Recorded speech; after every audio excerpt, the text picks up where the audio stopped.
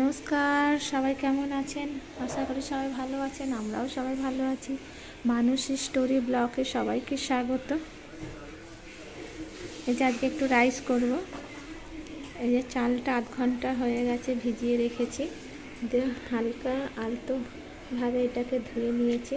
এখানে একটু বিনস, গাজর কেটে নিয়েছি, একটু ক্যাপসিকাম কেটে নিয়েছি। এদিকে হাঁড়িতে জলও নিয়ে নিয়েছি, এবার বসাবো। যে হাঁড়িতে জল বসিয়ে দিয়েছি, এখানে একটা তেজপাতা, এই যে অর্ধেক করে নিয়েছি, একটু তেজপাতা দেবো।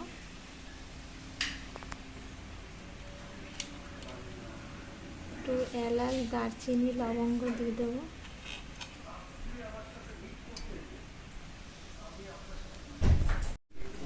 এর মধ্যে আর একটু সাদা তেল দিয়ে দিয়েছি। এবার জলটা ভালো করে ফুটতে দেবো। ওই ঢাকনা দিয়ে দেবো, জলটা ভালো করে ফুটুক, তারপর চালগুলো দেবো। এদিকে কড়াই একটু ঘি দিয়ে দেবো।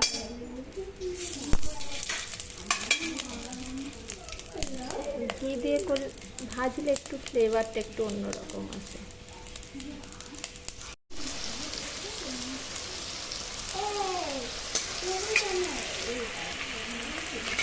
এর মধ্যে গাজর আর বিনসটা দিয়ে দিয়েছি, কারণ এটা একটু ভাজতে একটু সময় লাগে। ক্যাপসিকামটা পরে ভাজবে। সামান্য একটু নুন দিয়ে দেবো, সামান্য একটু নুন দিয়ে দেবো, একটু ভালো করে নেড়ে নেব।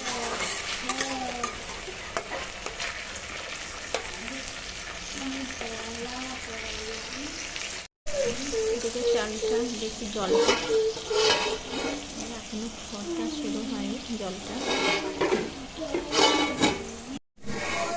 জলটা ফুটে গেছে, একটু চালগুলো দিয়ে দেবো।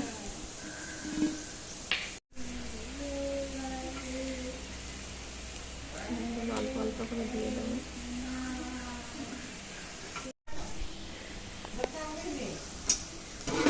এটা চালটা দিয়ে দিয়েছি, এবার ফুটুক। এদিকে এটা প্রায় ভাজা হয়ে এসছে।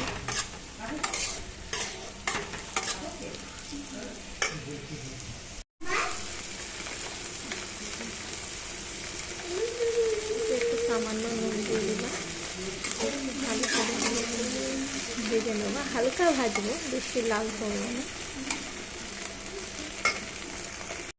এদিকে রাইসটা একটু নাড়িয়ে দিই, একটু হবে,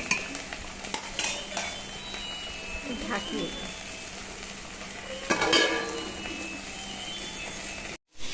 চালটা জল ঝরিয়ে নিয়েছি, একটা কিন্তু ভাঙিনি। এবার মেশাবো হলো, এগুলো সব মিশিয়ে দিয়েছি। এবার ঘি দেবো, এর মধ্যে ঘি মিশিয়ে দেবো। স্বাদ মতো একটু মিষ্টি দিয়ে দেবো, স্বাদ মতো নুন দেবো।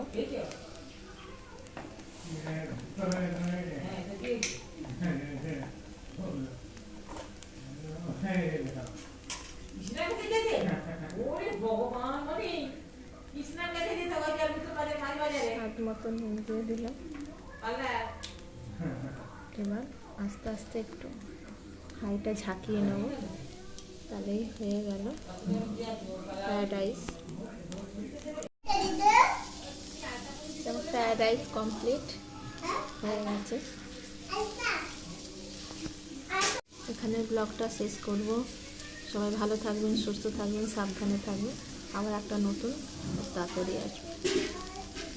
টাটা।